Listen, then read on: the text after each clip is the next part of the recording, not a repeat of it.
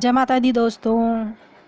श्री जगदम्बिकाय नमः। ओम ऐं ह्रीं क्लीं चामुंडाय विच्चे। श्रीमद्देवी भागवत महापुराण चतुर्थ स्कंध।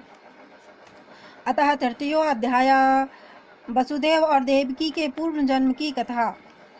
व्यास जी बोले, हे राजन, भगवान विष्णु के विभिन्न अवतार ग्रहण करने तथा इसी प्रकार सभी देवताओं के भी अंशावतार ग्रहण करने के बहुत से कारण हैं। अब वासुदेव, देवकी तथा रोहिणी के अवतारों का कारण यथार्थ रूप से सुनिए।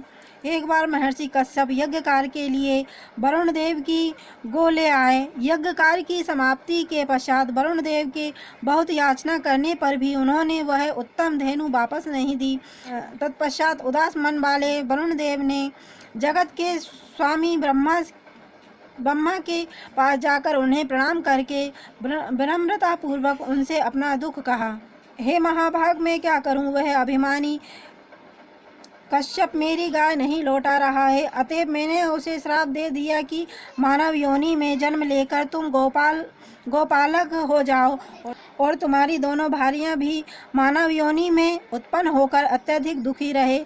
मेरी गाय के बछड़े माता से वियुक्त होकर अति दुखित हैं और रो रहे हैं। अतः पृथ्वी लोक में जन्म लेने पर यह अदिति भी मात्र वत्सा होगी। इसे कारागार में रहना पड़ेगा, उससे भी उसे महान कष्ट भोगना होगा।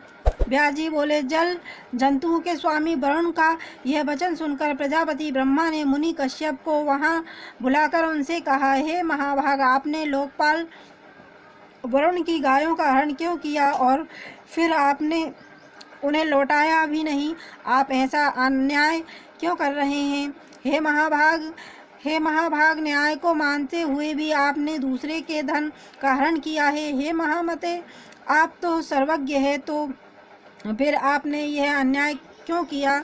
अहो लोभ की ऐसी महिमा है कि महान से महान लोगों को भी नहीं छोड़ता है। लोभ तो निश्चय ही पापों की खान है, नरक की प्राप्ति करने वाला और सर्वथा अनुचित है। महर्षि कश्यप भी उस लोभ का परित्याग कर सकने में समर्थ नहीं हुए। मैं क्या कर सकता हूँ? अंततः मैंने यह निष्कर्ष निकाला कि लोभ सदा से सबसे प्रबल है। शांत स्वभाव वाले जितेंद्रिय, प्रतिग्रह से परांडमुख तथा वानप्रस्थ आश्रम स्वीकार किए हुए वे मुनि लोग धन्य हैं, जिन्होंने लोभ पर विजय प्राप्त कर ली है।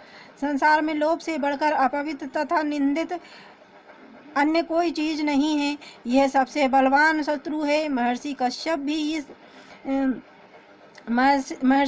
भी इस नीच लोभ से स्नेह करने के कारण दुराचार में लिप्त हो गए।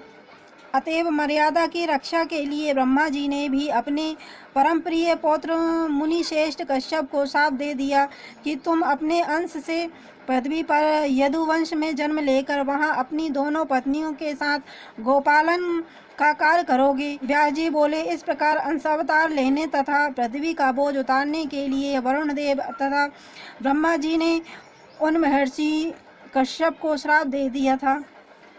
उधर कश्यप की भार्या दिति ने भी अत्यधिक शोक संतप्त होकर अदिति को श्राप दे दिया कि क्रम से तुम्हारे सातों पुत्र उत्पन्न होते ही मृत्यु को प्राप्त हो जाएंगे। जन्मेजय बोले, हे मुने, दिति के द्वारा उसकी अपनी बहन तथा इंद्र की माता अदिति क्यों शापित की गई? हे मुनिवर, आप दिति के शोक तथा उसके द्वारा प्रदत्त शाप का कारण मुझे बताएं। सूत जी बोले, परीक्षित पुत्र राजा जन्मेजय के पूछने पर सत्यवती पुत्र व्यास जी पूर्ण सावधान होकर राजा को शाप का कारण बतलाने लगे। व्यास जी बोले, हे राजन, दक्ष प्रजापति की दिति और अदिति नामक दो सुंदर कन्याएं थी। दोनों ही कश्यप मुनि की प्रिय तथा गौरवशालिनी पत्नियां बनी। जब अदिति के अत्यंत तेजस्वी पुत्र इंद्र हुए, तब वैसे ही ओजस्वी पुत्र के लिए दिति के भी मन में इच्छा जागृत हुई। उस समय सुंदरी दिति ने कश्यप जी से प्रार्थना की कि हे मानव इंद्र के ही समान बलशाली वीर धर्मात्मा तथा परम शक्ति संपन्न पुत्र मुझे भी देने की कृपा करें। तब मुनि कश्यप ने उनसे कहा, प्रिय धैर्य धारण करो, मेरे द्वारा बताए गए व्रत को पूर्ण करने के अनंतर इंद्र के समान पुत्र तुम्हें अवश्य प्राप्त होगा। कश्यप मुनि की बात स्वीकार करके दिति उस उत्तम व्रत के पालन में तत्पर हो गई। उनके योज से सुंदर गर्भ धारण करती हुई वह सुंदरी दिति पयोव्रत में स्थित रहकर भूमि पर सोती थी और पवित्रता का सदा ध्यान रखती थी। इस प्रकार क्रमशः जब वह महान तेजस्वी गर्भ पूर्ण हो गया, तब शुभ्र ज्योति युक्त तथा दीप्तमान आंखों वाली दिति को देखकर अदिति दुखित हुई। उसने अपने मन में सोचा, यदि दिति के गर्भ से इंद्रतुल्य महाबली पुत्र उत्पन्न होगा तो निश्चय ही मेरा पुत्र निस्तेज हो जाएगा। इस प्रकार चिंता करती हुई माननी अदिति ने अपने पुत्र इंद्र से कहा, प्रिय पुत्र, इस समय अदिति के गर्भ में तुम्हारा अत्यंत पराक्रमशाली शत्रु विद्यमान है। हे शोभन, तुम सम्यक विचार करके उस शत्रु के नाश का प्रयत्न करो, जिससे दिति की गर्भोत्पत्ति ही न विनष्ट हो जाए। मुझसे सहपत्नी भाव रखने वाली उस सुंदरी दिति को देखकर सुख का नाश कर देने वाली चिंता मेरे मन को सताने लगी है। जब शत्रु बढ़ जाता है तब राजयक्षमा रोग की भांति वह नष्ट नहीं हो पाता। इसलिए बुद्धिमान मनुष्य का कर्तव्य है कि वह ऐसे शत्रु को अंकुरित होते ही नष्ट कर डालें। हे देवेंद्र, दिति का वह गर्भ मेरे हृदय में लोहे की कील के समान चुभ रहा है, अतः जिस किसी भी उपाय से तुम उसे नष्ट कर दो। हे महाभाग, यदि तुम मेरा हित करना चाहते हो तो साम दाम आदि के बल से दिति के गर्भस्थ शिशु का संहार कर डालो। व्यास जी बोले, हे राजन, तब अपनी माता की वाणी सुनकर देव राजेंद्र मन ही मन उपाय सोचकर अपनी विमाता दिति के पास गए। उस पाप बुद्धि इंद्र ने विनय पूर्वक दिति के चरणों में प्रणाम किया और ऊपर से मधुर किंतु भीतर से विष भरी वाणी से विनम्रता पूर्वक उससे कहा। इंद्र बोला, हे माता, आप व्रतपरायण और अत्यंत दुर्बल तथा रसकाय हो गई हैं, अतः मैं आपकी सेवा करने के लिए आया हूँ। मुझे बताएं, मैं क्या करूँ? हे पतिव्रते, मैं आपके चरण दबाऊंगा, क्योंकि बड़ों की सेवा में मनुष्य पुण्य तथा अक्षय गति प्राप्त कर लेता है। मैं शपथ पूर्वक कहता हूँ कि मेरे लिए माता अदिति तथा आप में कुछ भी भेद नहीं है। ऐसा कहकर इंद्र उनके दोनों चरण पकड़कर दबाने लगे।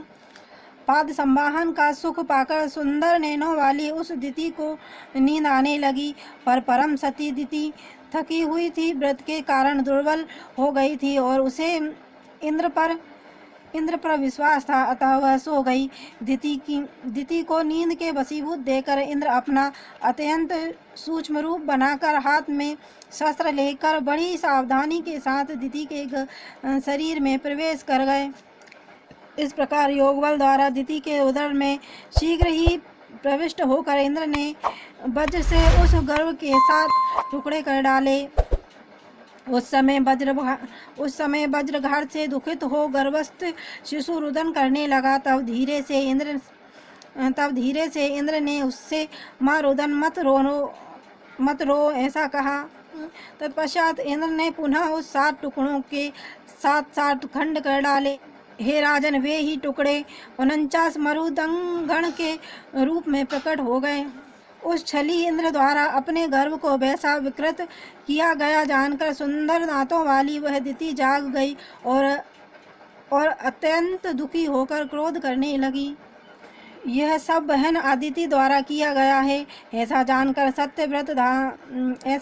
सत्यव्रत परायण अदिति ने कुपित होकर अदिति और इंद्र दोनों को शाप दे दिया कि जिस प्रकार तुम्हारे पुत्र इंद्र ने छल पूर्वक मेरा गर्भ छिन्न भिन्न कर डाला है, उसी प्रकार उसका त्रिभुवन का राज शीघ्र ही नष्ट हो जाए।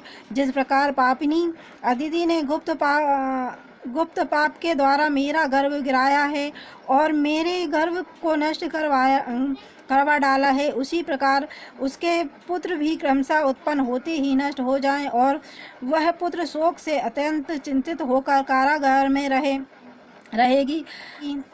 अन्य जन्म में भी इसकी संतानें इसी प्रकार मर जाया करेगी।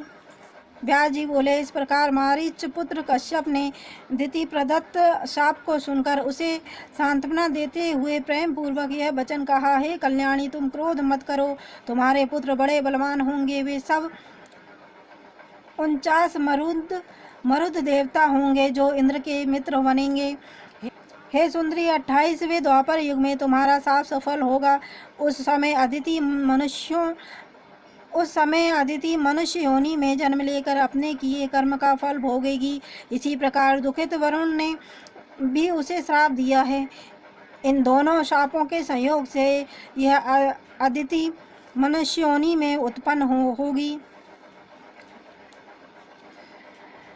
व्यास जी बोले, इस प्रकार पति कश्यप के आश्वासन देने पर अदिति संतुष्ट हो गई और वह पुनः कोई अप्रिय वाणी नहीं बोली। हे राजन, इस प्रकार मैंने आपको अदिति के पूर्व जन्म का कारण बताया है। नपश्रेष्ठ वही अदिति अपने अंश से देवकी के रूप में उत्पन्न हुई। इति श्रीमद्देवी भागवते महापुराणे अष्टादशसहस्रस्यां संहितां चतुर्थ स्कंदे आदित्य शापदानं नाम तृतीयोऽध्यायः। और देवी भागवत की महिमा सुनना अगर आपको पसंद हो तो चैनल को लाइक एंड सब्सक्राइब करें। धन्यवाद।